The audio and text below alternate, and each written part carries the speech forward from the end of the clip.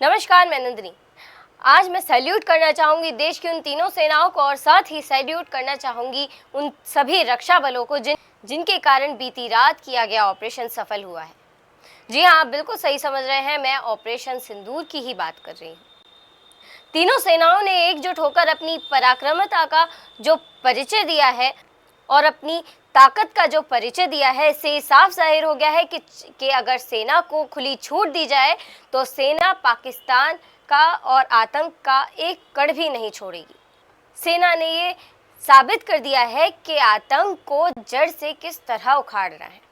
बीती रात किया गया ऑपरेशन जो लगभग 1:05 से शुरू होता है और 25 मिनट के अंदर अंदर ही खत्म हो जाता है, लेकिन इन 25 मिनट के अंदर अंदर ही आतंकियों के 9 अड्डों को सेना द्वारा ध्वस्त किया जाता है, बिल्कुल मिट्टी में मिला दिया जाता है, जिसमें बताया जा रहा है कि लगभग 80 पाकिस्तानियों को भी नस्ते नाबूद कर दिया है हमारी देश की सेना ने। रात 1:05 पर जब पूरा देश गुलाबी नींद सो रहा था, उस वक्त सेना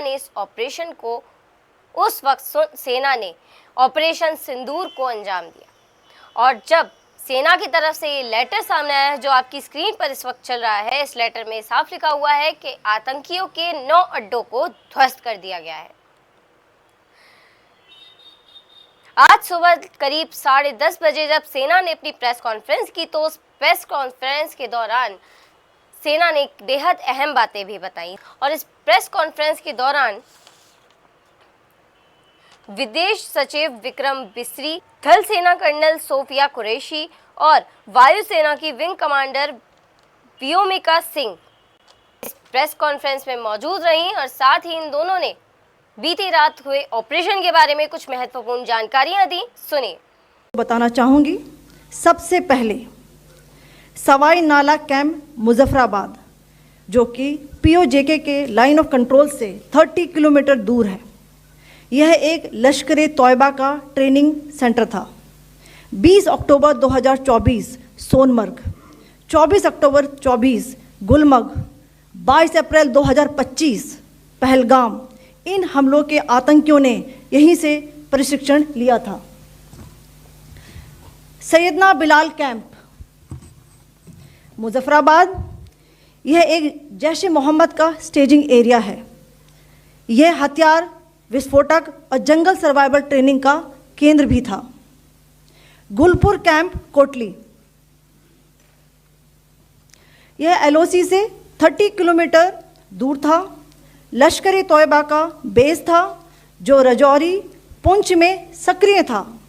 20 अप्रैल 2023 को पुंछ में और 9 जून 2024 को तीर्थ यात्रियों के बस हमले में यहीं से आतंकी को ट्रेन किया गया था।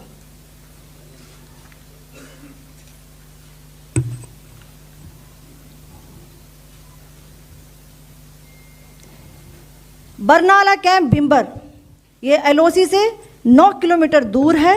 यहाँ पर हथियार हैंडलिंग, आईडी व जंगल सर्वाइवल का प्रशिक्षण केंद्र था। अब्बास कैंप कोटली,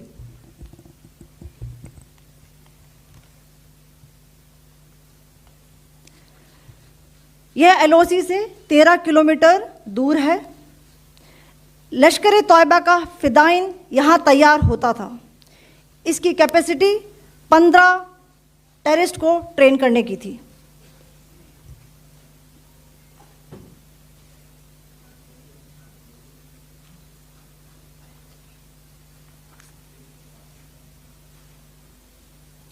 अब मैं पाकिस्तान के अंदर के टारगेट से अवगत कराना चाहूँगी।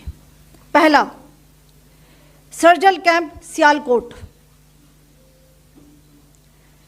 यह अंतर्राष्ट्रीय सीमा से 6 किलोमीटर की दूरी पर है, सांबा कठवा के सामने।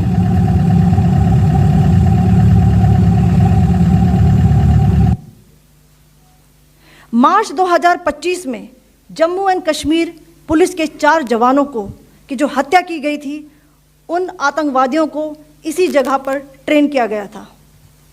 दूसरा, महमूना जाया camp Sialkot,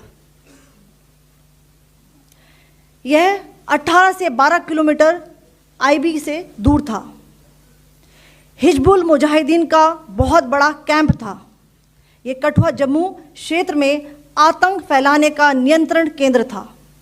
Pathankot air force base पर किया गया हमला भी इसी कैंप से प्लान और डायरेक्ट किया गया था। मरकज ताइबा मुरीद के, यह आईबी से 18 से 25 किलोमीटर दूरी पर है। 2008 के मुंबई हमले के आतंकी भी यहीं से प्रशिक्षित हुए थे। अजमल कसब व डेविड हेडली भी यहाँ ट्रेन हुए थे।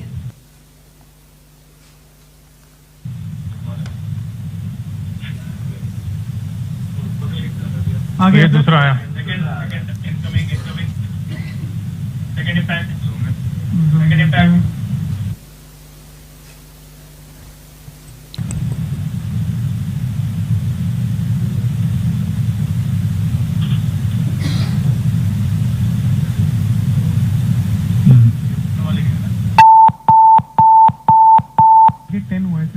टारगेट 10 हुआ, एंक्लोजर सेम ही है। 7 it is hit the target. हाँ हाँ।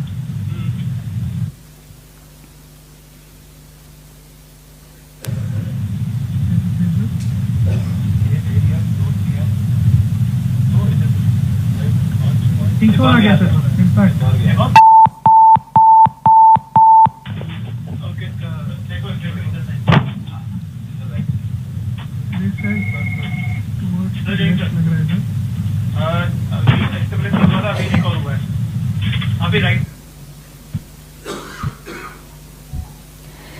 मरकज सुभान अल्लाह भावलपुर, ये इंटरनेशनल बाउंड्री से 100 किलोमीटर दूर है। जैश ए मोहम्मद का मुख्यालय था। यहाँ पर रिक्रूटमेंट, ट्रेनिंग व इंडॉक्ट्रिनेशन का केंद्र भी था। शीर्ष आतंकी अक्सर यहाँ आते थे। मैं आप सबको बताना चाहती हूँ कि किसी भी सैन्य ठिकाने का निशाना नहीं बनाया गया और अभी तक किसी तरह की नागरिक क्षति की रिपोर्ट नहीं है। धन्यवाद। जय हिंद। जैसा कि आपने इस प्रेस कॉन्फ्रेंस में देखा कि भारतीय सेना की 2 जाबाज महिला ऑफिसर्स, जिनमें से एक थल सेना कर्नल सोफिया कुरैशी और विंग कमांडर व्योमिका सिंह, दोनों ने ही पूरे घटनाक्रम के बारे में, पूरे ऑपरेशन के बारे में महत्वपूर्ण जानकारियां हम तक पहुंचाई। साथ ही इससे ये साबित भी हो गया है कि सेना द्वारा ऑपरेशन सिंदूर को जो अंजाम दिया गया है उसमें दोनों ही जाबाज महिलाओं का बहुत बड़ा सहयोग रहा है। जैसा कि हमने कार्यक्रम की शुरुआती में कहा था कि अगर सेना को खुली छूट दी जाए, सेना को किसी बंधन में ना रखा जाए, तो सेना आतंकवाद को जड़ से उखाड़ देना जानती है। और ऐसा ही बीती रात देखने के लिए मिला है। जाते जाते मैं देश की तीनों सेनाओं को फिर से एक बार धन्यवाद कहना चाहूंगी। जय हिंद, जय भारत, वंदे मातरम।